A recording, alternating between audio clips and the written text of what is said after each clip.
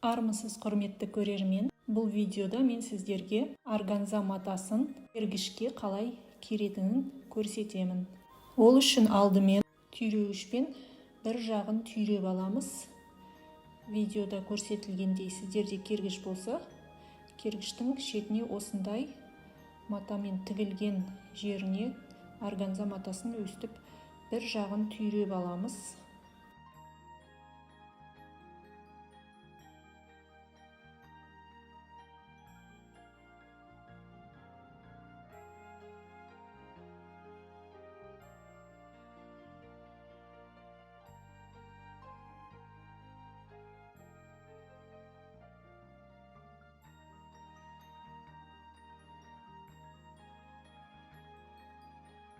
Екінші шетінде дәл солай түйреуішпен түйреп аламыз.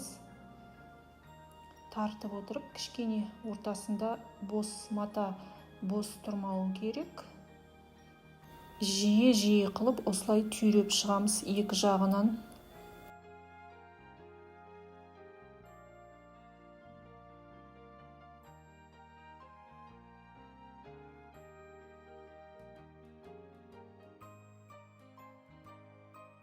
Лентаны шетіндегі екі шетінде осындай лентаны алып, тура солай түйреп шығамыз. Түйреп алып, кергіштің шетіне орап, ары қарай жалғастырып, түйреп, ары қарай орап, екі жағын солай түйреп шығамыз.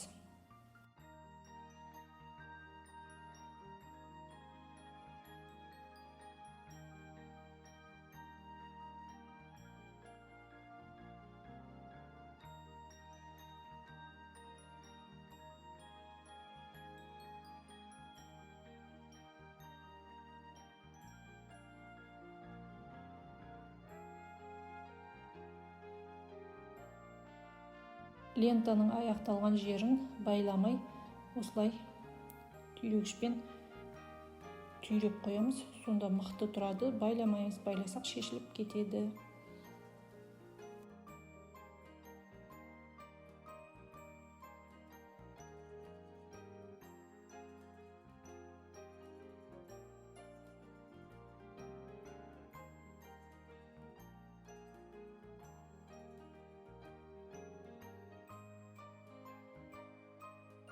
Лентаның екінші жағында кергіштің тура солай қайталап керіп шығамыз.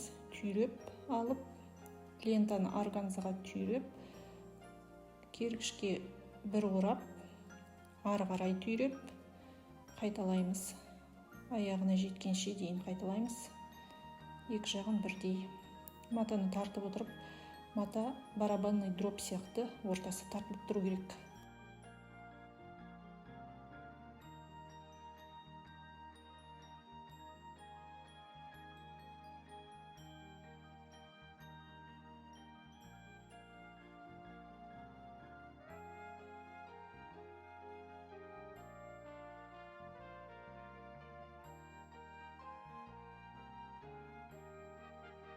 Органзаны қатты тартып, жыртып алмаңыздар.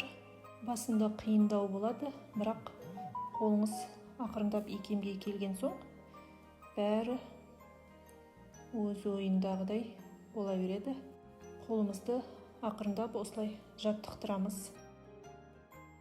Егер де сіз үйде отырып, ешқандай курсқа бармай, ютубтан видео қарап, кестелеуді үйренетін болсаңыз, бұл видео сізге қажет болады.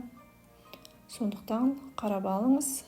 Адамның жасағанын адам жасайды дейді ғой. Сондықтан да іске сәт. Мұндай кергіштер қайда сатылады десеңіз, мен Атакенттен таптым. Мұндай кергіштердің ол жерде 4 түрі сатылады екен.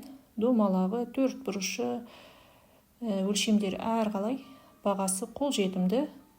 Егер сіз Алматыда тұрсаңыз, Атакентке барып қарасаңыз болады. Ол жерде бар. Ол жерде ленивецкий крючоктар да сатылады екен. Мен оның бәрін кейін білдім. Кергішіміз кестелеуге дайын болды. Бұрышты барабанға ұқсайды десек болады. Ортасы мата жақсылап тұрып, керіліп тұр.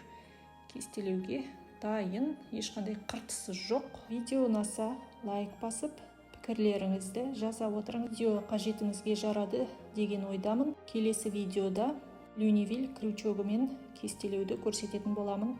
Келесі видеода кездескенше аман сау болыңыздар. Видеоны қарағандарыңыз үшін көп рахмет. Сұрақтарыңыз болса жаза отырыңыздар, жауап беремін.